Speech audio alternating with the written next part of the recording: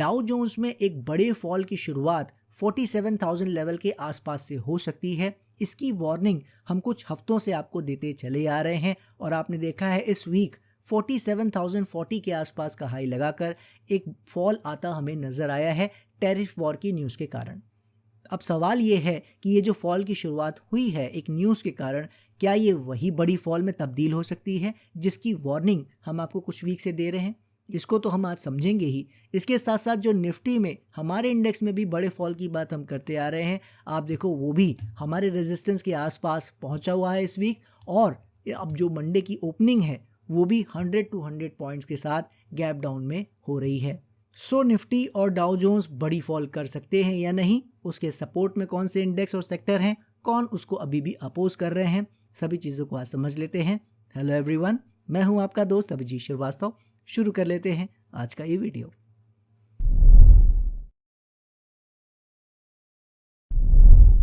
चलिए वीडियो की शुरुआत करते हैं सेक्टर से।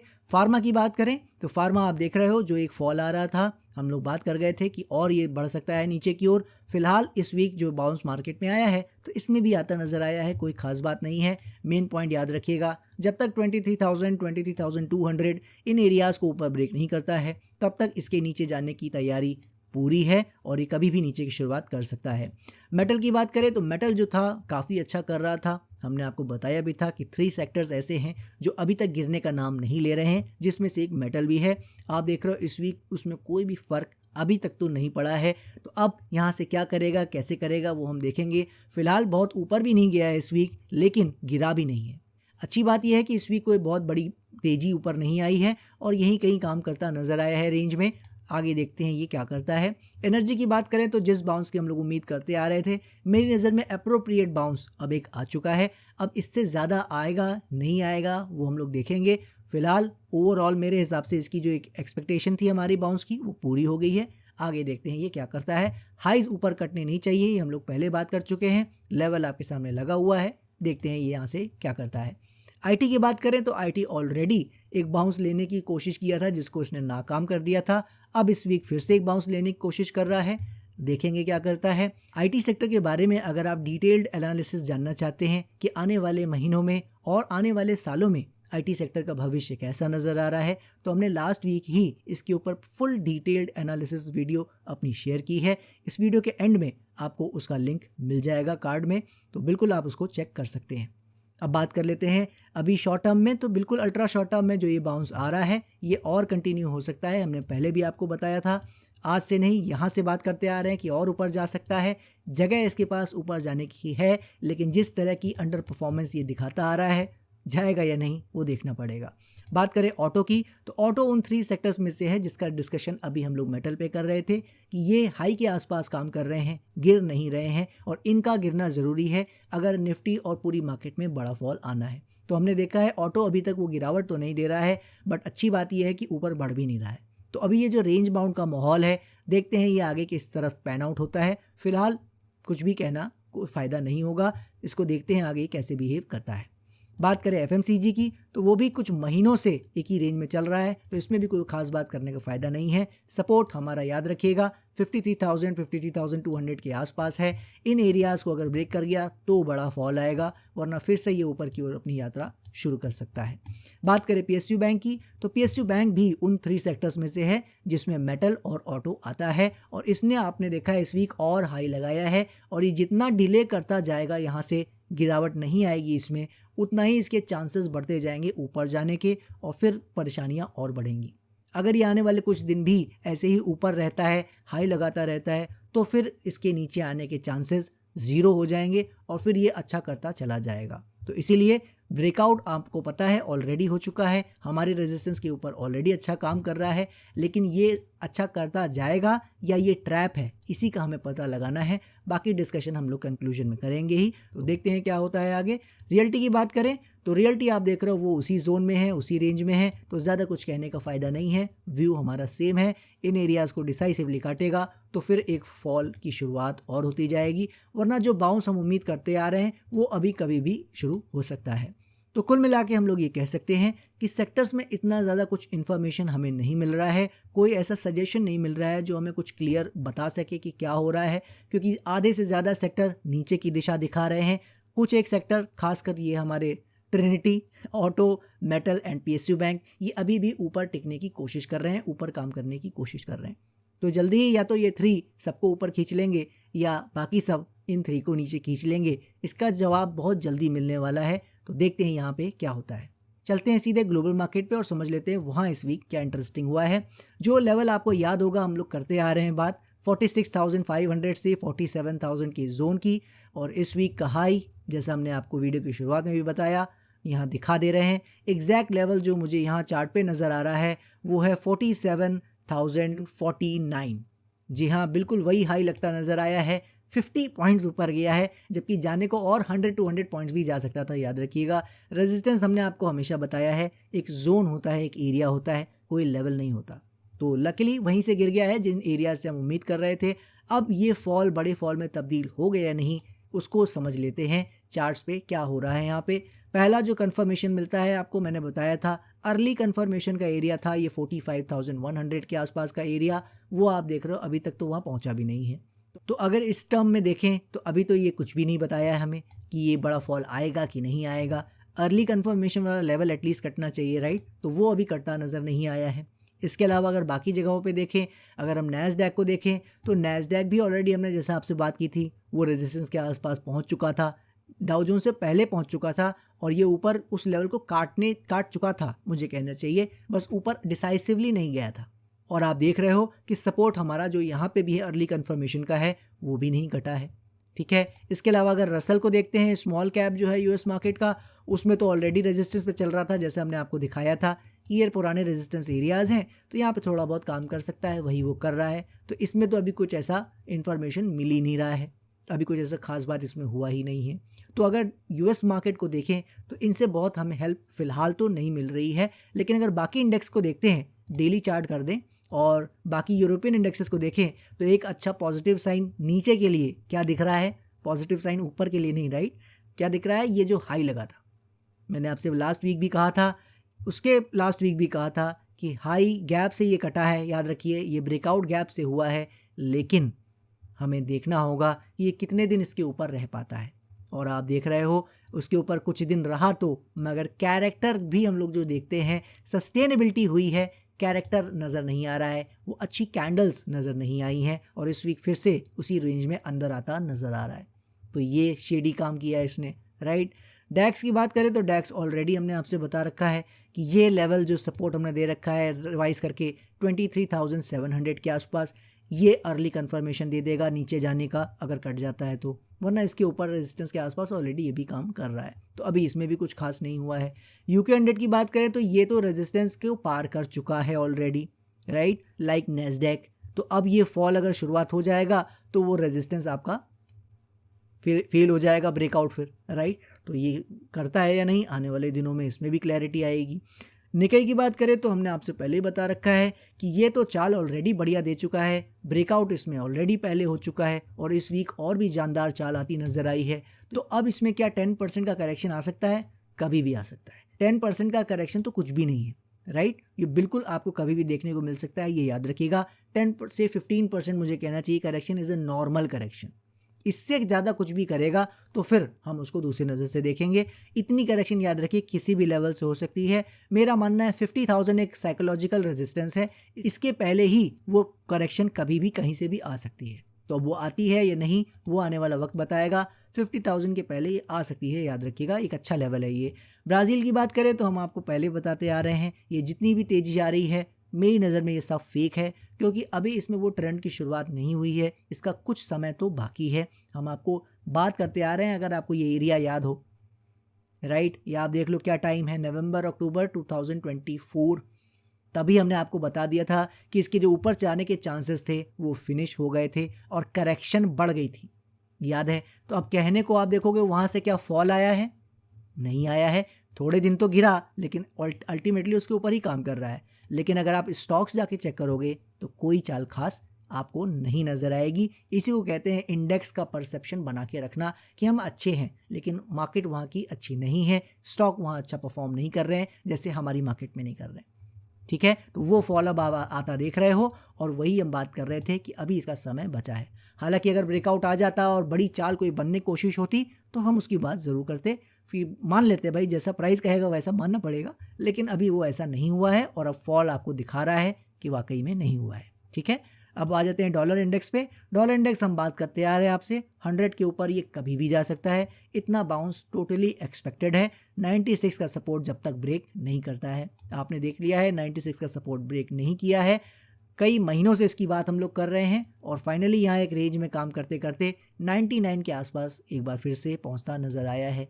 तो अब ये क्या करेगा आगे वो हम लोग देखेंगे। फिलहाल इसका कोई भी मीनिंग हमने आपको बता रखा है, कुछ भी इसमें घबराने की बात नहीं है। जब तक ये 96 नीचे काटता नहीं है तब तक थोड़ा बहुत बाउंस ये दे सकता था, वो दे रहा है, तो कुछ भी खास इसमें टाइम वेस्ट करने का फ़ायदा नहीं है। Same goes for US bond yield, इसमें भी आप देख रहे हो कुछ नहीं हो रहा है। जब तक ऊपर निकलता नहीं इन एरियाज़ के 4.85%, जब तक इन एरियाज़ को पार नहीं करता है तब तक कोई दम नहीं है, कोई बात करने का फ़ायदा नहीं है, ऊपर नीचे ही करता रह सकता है। USD INR देखें तो वो भी आप देख रहे हो एक ही जगह पे टिका के रखा है लास्ट 2 वीक से, तो इसमें भी कुछ ज़्यादा कहने का फ़ायदा नहीं है जब तक ये कुछ अल्टीमेटली काम ना करे। उम्मीद यही है कि ये आने वाले समय में नीचे आ सकता है, मगर जब तक ऊपर चीज़ कोई चल रही हो तो आगे आगे हम लोग आपको पता है कोई बात नहीं करते, लेकिन फ़िलहाल याद रखिए यही उम्मीद है कि ये बिल्कुल या कहीं से ये गिर सकता है। क्रूड ऑयल की बात करें तो हमने आपको लास्ट वीक ही बता दिया था कि ये अपनी यात्रा नीचे की शुरू कर सकता है, जो इसे यहीं कर लेना चाहिए था, राइट। वो हम लोग पहले से बात करते आ रहे हैं कि ये $50 की साइड जा सकता है, पूरी उम्मीद है इसकी, लेकिन एक बीच में बाउंस आ गया था पहले, तो वो थोड़ा मामला पोस्टपोन हो गया, और पोस्टपोन होने का मतलब कई महीने के लिए पोस्टपोन हो गया। जैसा आपको पता है इनको जल्दी नहीं होती है, तो अभी वो फिर से नीचे की यात्रा शुरू करती नज़र आ रहा है। अगर आप देखते हो आने वाले दिनों में अगर ये 70 एंड $72 के ऊपर नहीं खिसकता है, ऊपर नहीं जाता है, तो ये डेफिनेटली नीचे ही जा रहा है, ऐसा हम बिल्कुल मान सकते हैं। जाता है या नहीं वो आने वाला वक्त बताएगा। गोल्ड की बात करें तो गोल्ड में कई लोग बात कर रहे हैं कि एक बड़ा फॉल आ सकता है, ऐसा हो सकता है, वैसा हो सकता है। चेक करें, अपनी गोल्ड पे जाएं तो बिल्कुल लाइफ टाइम हाई पे काम कर रहा है, तो क्या गिर सकता है? ऑफ कोर्स, इतनी बड़ी चाल आई है, एक 5000 पॉइंट 7000 पॉइंट इस तरीके से 5-7% की फॉल तो वो कभी भी दे सकता है, ये कौन सी बड़ी बात है, राइट। तो वो छोटा मोटा करेक्शन तो कहीं से भी आ सकता है।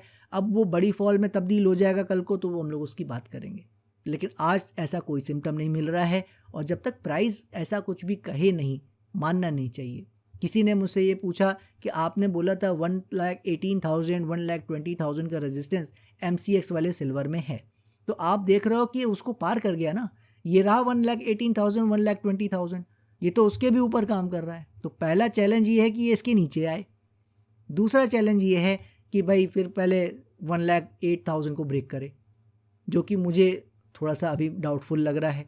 जब तक ये एरिया ब्रेक करता नहीं है तब तक कुछ बड़ा प्रॉब्लम गोल्ड में आने वाला नहीं है, ठीक है। तो अब आप कह सकते हो कि भाई वो 10% फॉल आने के बाद ही पता लगेगा, तो यस, कभी भी टॉप पे हम लोग बात नहीं करते हैं। करेक्शन याद रखिएगा बिल्कुल कभी भी आ सकती है, वो कोई ख़ास बात नहीं है 5-7% गिरने की।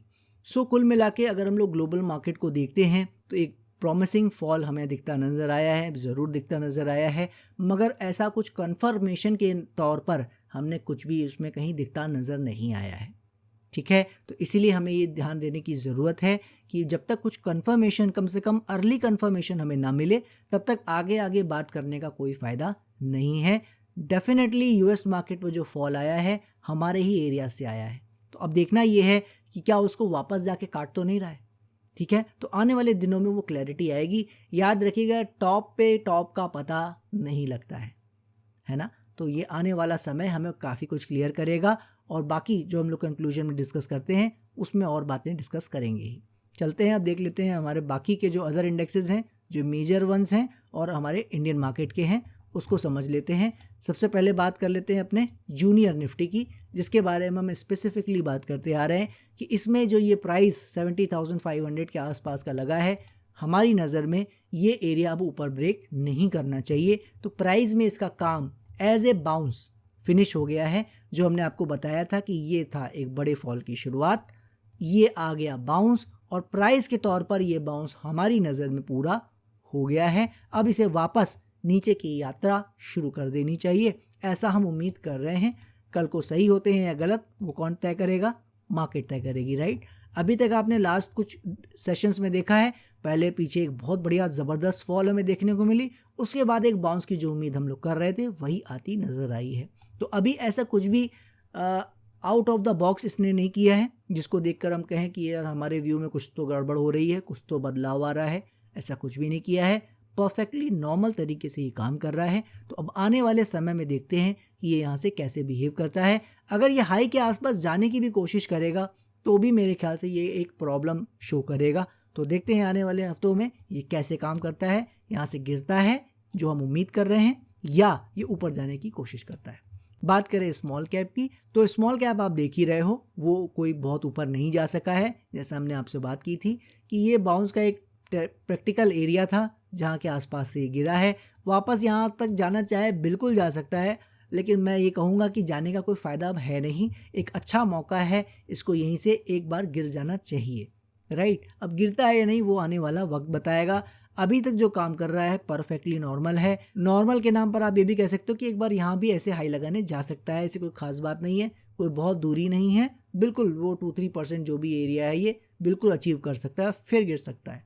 तो ये क्या चुनता है, कैसे चुनता है, मेन पॉइंट ये है कि आने वाले दिनों में गिरता है कि नहीं गिरता है, हमें ये ध्यान देना है, ठीक है। तो फिलहाल तो अभी कुछ हुआ नहीं है तो इस पर ज़्यादा समय वेस्ट नहीं करेंगे। बैंक निफ्टी पे आ जाते हैं। तो बैंक निफ्टी थोड़ा सा कंसर्निंग वे में पहुंच रहा है। क्या मतलब है? अगर आपको याद होगा हमने कुछ हफ्तों में आपको ये बोलने की कोशिश की है कि ये अब अपने हाई के आसपास भी जाना नहीं चाहिए, 57,000 के ऊपर भी जाना नहीं चाहिए, राइट। अभी आप देखो कहाँ पहुँच गया है, 56,700 तक पहुँच गया है, राइट। तो 57,000 तक एटलीस्ट पहुँच रहा है। ये मेरी नज़र में पहुँचना भी एक पहला आप कह सकते हो क्वेश्चन मार्क लगाने की ये कोशिश कर रहा है। हालांकि अभी तक पहुँचा नहीं है और आने वाला जो मंडे अब ये आ रहा है उसमें शुरुआत भी कुछ गैप डाउन से हो रही है। तो एक परफेक्ट एरिया दिख रहा है कि शायद यहाँ से गिर जाए, लेकिन अब गिरता है या नहीं वही तो देखना है ना, ठीक है। तो ऑलरेडी ये कंसर्निंग एरिया में ये याद रखिए पहुँच रहा है। तो इसका बिहेवियर यहाँ से काफ़ी क्रूशियल होगा, इंपॉर्टेंट होगा नोट करना कि ये क्या वाकई ऊपर चलता चला जा रहा है या ये नीचे गिरने की शुरुआत कर रहा है। चलते हैं सीधे अब निफ्टी के चार्ट पर। निफ्टी के चार्ट में हम समझ लेते हैं पूरी कहानी, ये क्या हुआ है इस वीक और अब यहाँ से हमें क्या उम्मीद करनी है। सबसे पहले समझ लेते हैं, जो आप अगर हमारा वीडियो पहली बार देख रहे हैं तो हमारा व्यू ओवरऑल 2025 के लिए ख़राब रहा है, जिसकी एनालिसिस हमने आपसे 2025 फैब में ही शेयर कर दी थी। आपने देखा है उसी हिसाब से परफेक्टली काम किया है, कोई रिटर्न इस साल नहीं बना है, ठीक है। अब किसी को रिटर्न दिख रहा होगा तो जैसा मैं पहले भी बता चुका हूं कि वो गोल्ड सिल्वर के 20 ETFs आपके पास हैं तो वो आपका पोर्टफोलियो परफॉर्म कर रहा होगा उस कारण से। मगर ओवरऑल अगर आप स्टॉक्स का सेगमेंट देखेंगे तो उसमें बहुत बड़े चाल आपको नहीं आती नज़र आई है, राइट। और उसके बाद जो हमने बात की थी शॉर्ट टर्म में कि इसको अब इन एरियाज़ के ऊपर 25,450 इसके ऊपर नहीं जाना चाहिए, 400 के ऊपर भी नहीं जाना चाहिए।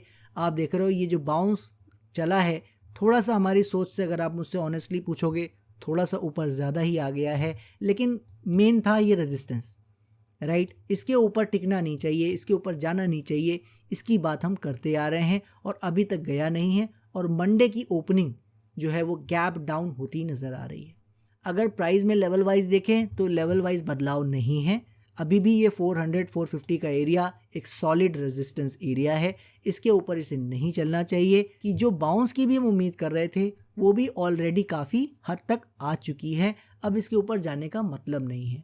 तो लेवल वाइज अगर आप देखते हो कि ये 25,600, 700 उस तरफ अगर ये निकलने की कोशिश करता है आने वाले दिनों में, हफ्तों में, तो आप एक बार ये बिल्कुल आज आप कह सकते हो, मैं बहुत कंफर्टेबल हूँ कहने के लिए कि ये फिर सिनेरियो नंबर 2 में एंट्री कर जाएगा, क्योंकि मेरी नज़र में अब इसको उस तरफ जाने का कोई भी मतलब नहीं है। अगेन सिर्फ हाई लगाया और एकदम से वापस आ गया तो देखिए मैं इतना प्राइस कंट्रोल नहीं कर सकता, क्योंकि मेरा काम एनालिसिस करना है, कंट्रोल करना नहीं है, राइट। लेकिन जो अभी तक बिहेवियर हमें सजेस्ट कर रहा है वो यही है कि इस हाई के ऊपर हाई लगाने तो कोई बड़ी बात नहीं है, लेकिन इस हाई के ऊपर जाना चाहिए नहीं। वैसे ये बिल्कुल यही कहीं से जो अभी गैप डाउन हो रहा है मंडे को, अगर ये इसी को कंटिन्यू कर जाए तो इससे अच्छी कोई बात नहीं है। लेकिन अब पॉइंट क्या है कि ये कंटिन्यू करेगा कि नहीं, उसमें मुझे डाउट क्यों है, उसको समझ लीजिए।